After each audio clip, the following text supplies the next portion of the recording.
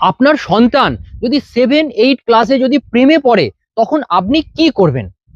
সন্তান প্রেমে পড়লে প্রথমেই আপনি কিন্তু শান্ত থাকুন। রাগ বা চাপ একদম দেখাবেন না। মনোযোগ দিয়ে শুনুন এবং বোঝার চেষ্টা করুন যে কেন সম্পর্ক তৈরি হলো। এই বয়সে আবেগ স্বাভাবিক, তাই দমন না করে বোঝার চেষ্টা করুন। সহজ ভাষায় প্রেম, সম্মান এবং প্রাইভেসি নিয়ে আলোচনা করুন। এই সময় আপনি যেটা করতে পারেন সেটা ফোন বা সোশ্যাল মিডিয়া বা এই যে দেখা সাক্ষাতের, সেখানে কিন্তু আপনি সীমা নির্ধারণ করতে পারেন। শারীরিক বা মানসিক যে নিরাপত্তার সেই শিক্ষাটা কিন্তু দিন। পড়াশোনা এবং বন্ধুদের সাথে ব্যালেন্স রাখতে কিন্তু সাহায্য করে। তাই সম্পর্ক গোপন রাখার গুরুত্বটাও কিন্তু বোঝান। সম্ভাব্য যে পিয়ার প্রেসার বা ভুল বোঝাবুঝি থেকে সতর্ক করুন।